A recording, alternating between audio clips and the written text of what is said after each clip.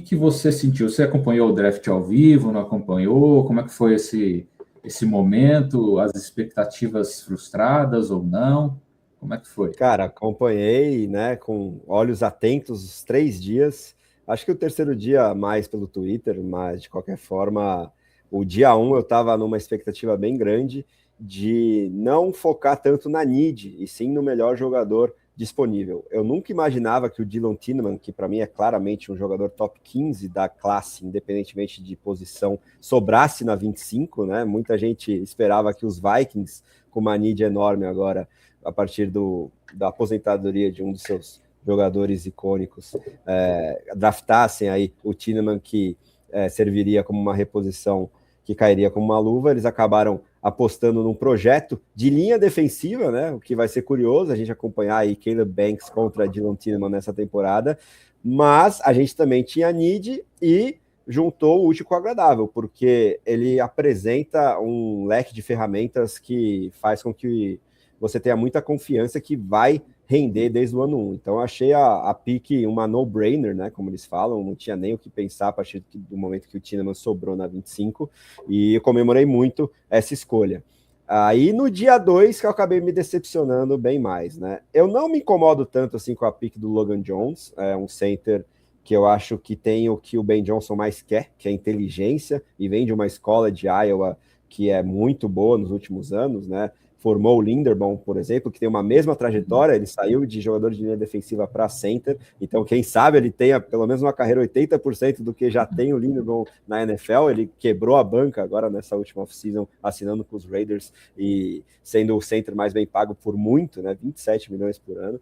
Tomara que o Logan Jones tenha algo minimamente parecido como trajetória na NFL, mas a aposentadoria surpresa, né, do Drew Dalman acabou forçando a gente muito nessa off-season, porque teve que fazer a jogada emergencial de trocar pelo center dos Patriots logo depois que a notícia veio. É um cara veterano que também vai tirar o peso aí do Jones para não ter que ser titular desde o primeiro jogo dele como calouro. Então, nessa posição que é tão importante aí para o esquema do Ben Johnson, eu acho que o ideal, claro, que era o Dalman continuando, porque ele teve uma temporada Pro Bowl no seu primeiro ano assinando como free agent com o Chicago. Mas já que ele se aposentou, não vou questionar os motivos pessoais dele, a gente conseguiu endereçar bem essa posição de forma emergencial e no draft, mas isso acabou também tirando algumas oportunidades que a gente poderia ter.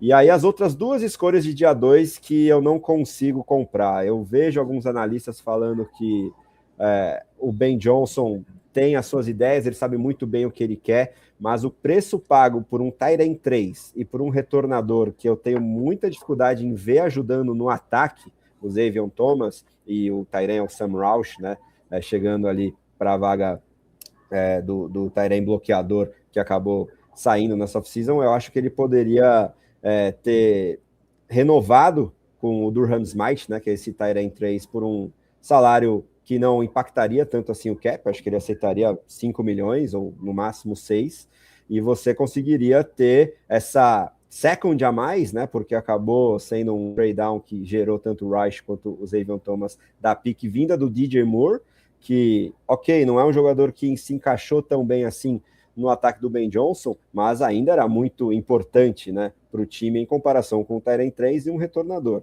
Espero que eu queime a língua, que o Ben Johnson, que entende muito mais de futebol americano do que eu, saiba o que está fazendo e faça compensar aí esse preço salgado, na minha opinião, por esses dois jogadores. E aí, chegando no dia 3, eu acho que a gente endereçou algumas needs que a gente tinha e conseguiu bons valores, em especial o Malik Muhammad, que muita gente esperava que seria uma pick de terceiro round, pelo menos, acabou caindo para o quarto, então acho que é bem bacana a gente ter esse steal aí, né, esse valor bem legal no jogador, ainda mais depois que o Zach Frazier, que sequer entrou em campo pelos Bears, já foi dispensado logo antes do seu segundo ano.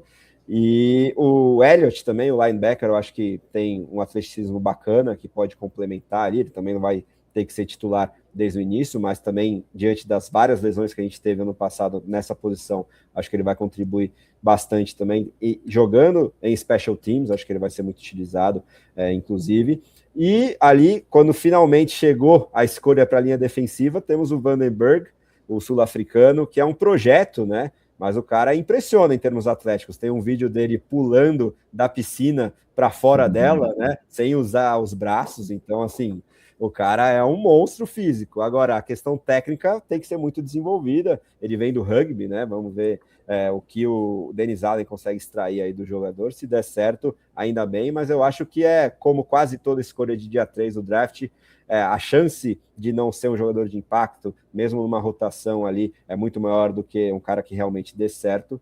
Mas a questão, no fim das contas, vinda do draft, o ponto de interrogação maior segue sendo essa linha defensiva, porque os reforços que a gente contratou na off-season anterior, em especial o Dayo Odeyingbo, eu acho que não se pagou, não só pela lesão, mas pela questão técnica, e muita gente fala que ele não vai ser utilizado como edge rusher, como ele está sendo pago para ser utilizado, vai jogar muito mais pelo interior da linha. Então é torcer para um salto bem grande do Devin Booker, que é um jogador que eu acho que tem ferramentas legais, mas fisicamente tem um teto bem limitado.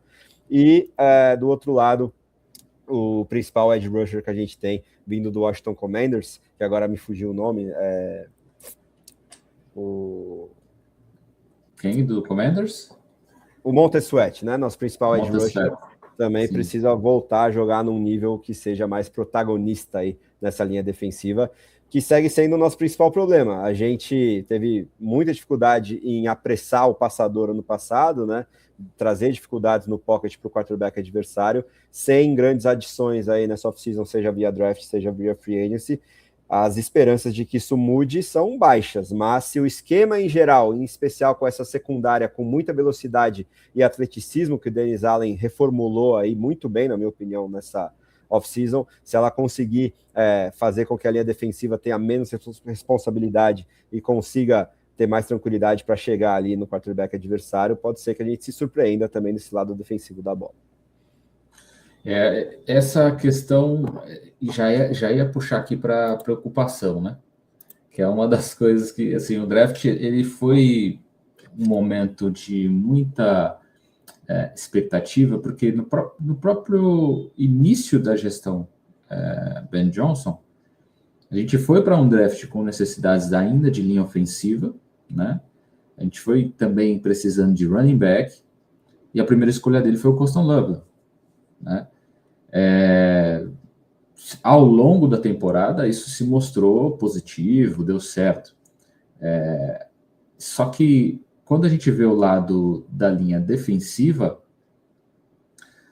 os dois pontos estavam sem ser resolvidos, né? Porque a gente não resolveu na free agency, apesar de adicionar alguns atletas que não tinham esse peso de resolver o problema, né? Eles vão chegar para competir, para ver se vai assumir a responsabilidade. Não é um cara que chega e fala a camisa dele, né? É como fala no futebol, a 10 é dele, a 10 é a faixa. Não chega um atleta nesse nível e a gente fica pensando no draft, chega no draft, ele vai resolver a questão com o Dylan Tilleman, que a gente precisava de um safety de fato, e só de olhar o vídeo, eu olhei os vídeos dos safeties, quando eu olhei do Dylan Tilleman, eu falei assim, esse cara é um animal assim, para jogar. Cara. Ele vai estar, se ele estiver disponível assim, na 25ª, é uma surpresa, e realmente foi uma surpresa. Mas aí os Bears, na segunda rodada, foram numa outra direção, precisavam do center também. O Logan Jones acho que muitos avaliaram como o primeiro prospecto de center da temporada 26, né? E aí eu falei, tá, são duas coisas que a gente precisava por questão de profundidade de plantel. Mas e a questão pressão ao passador, né, como você falou, e a questão de parar o jogo terrestre, principalmente pelo miolo da linha. São dois pontos que ficam sem resposta. Não é que resolve, mas ficam sem resposta. E só adicionou o Vandenberg lá na última escolha do draft, ainda cedendo escolhas para conseguir subir e escolher ele na 6ª rodada, e a gente ficou sem o edge rusher, né? Então os Bears carregam essa necessidade, como você falou do Dayo Odeyingbo, colocando ele pelo miolo da linha. Eu fiquei pensando assim, Lucas Patrick, Ryan Bates, que vieram na linha ofensiva, improvisa o cara de center, improvisa outro de center. Falou, cara, a gente já viu esse negócio acontecendo aqui, Então dá um calafrio sim, porque não gosto desse tipo de improviso. Às vezes é melhor colocar um cara novo, com mais vontade do que técnica, É a porque você mesma coisa sabe... que falar que o atacante é muito útil para o nosso time porque ele marca o lateral adversário, né? Ele ajuda ali na pressão da saída de bola, mas e o que mais ele tem que fazer que é driblar e chutar? Ele sabe fazer? Não, mas aí não serve, né? Exatamente. Né? Então gera essa preocupação. E aí eu já ia colocar, mas acho que você já deve ter comentado a maior preocupação para a temporada 26. Eu acho que vai por esse caminho, né? Com certeza, pressão ao passador, e você também trouxe muito bem esse ponto de parar o jogo terrestre. A gente foi uma das piores defesas contra o jogo terrestre em 2025, e isso passa muito pela linha defensiva, que teve adições muito modestas, né? Na free agency também só chegou outro jogador ex-Indianapolis Colts, o Neville Gallimore, que vai fazer parte da rotação ali pelo centro dessa linha defensiva, e a gente vai continuar dependendo do Gervon Dexter, que sempre promete muito, mas entrega pouco, e o Grady Jarrett, que infelizmente, apesar da personalidade muito cativante, né, um cara muito bacana, com certeza vai para o Hall da Fama, pelo menos do Atlanta Falcons, mas já passou há muito tempo do auge, não está ajudando tanto assim o nosso agora camisa 50. Então vai depender muito do esquema, né, dos ajustes do Dennis Allen, para que essa linha defensiva consiga ser maquiada pelo resto da defesa, que eu gosto, né, das reformulações que foram feitas. Eu gostaria que o Kevin Byard continuasse também pela questão da liderança, experiência, mas eu acho que a dupla titular agora de safeties tem potencial para ser a melhor da liga e se encaixa nessa mudança de filosofia com mais velocidade. Já falei também do Devin Bush agora como novo linebacker ao lado do TJ Edwards.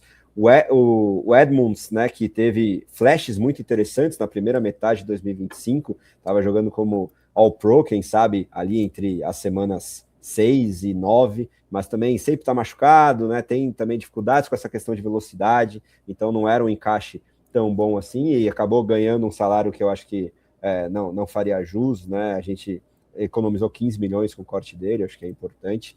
E os jogadores de secundária, que são agora veteranos e lideranças do time, têm que se manter mais saudáveis, né?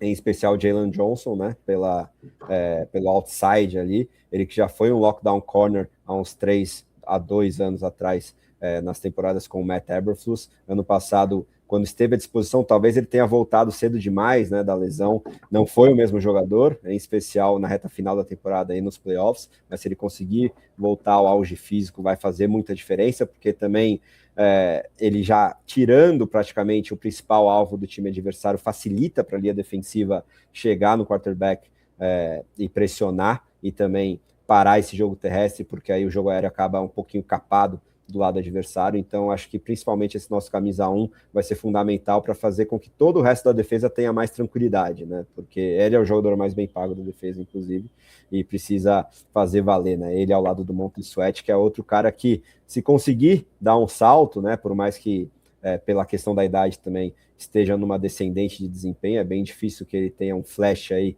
acima do esperado, mas tudo é possível, né? Se ele também conseguir ter isso, vai ser muito importante para a defesa. Mas acho que, independentemente desses nomes, individualmente falando, o que mais vai ser fundamental, como o próprio Ben Johnson deixou claro na sua primeira entrevista aí nessa última off-season, é que todo o time seja melhor treinado, e isso passa em especial pela defesa. O Dennis Allen deu uma entrevista agora também nesse Rookie Minicamp, assumindo tudo isso e falando para a imprensa que nada que o Ben Johnson fala não é conversado comigo, então ele também sabe que precisa dar esse salto, e eu acho que essas movimentações em questão da velocidade em especial mostram muito essa direção que a defesa quer tomar, e a gente pode sim ser surpreendido positivamente, apesar dessa questão lackluster aí que deixou a desejar na linha defensiva.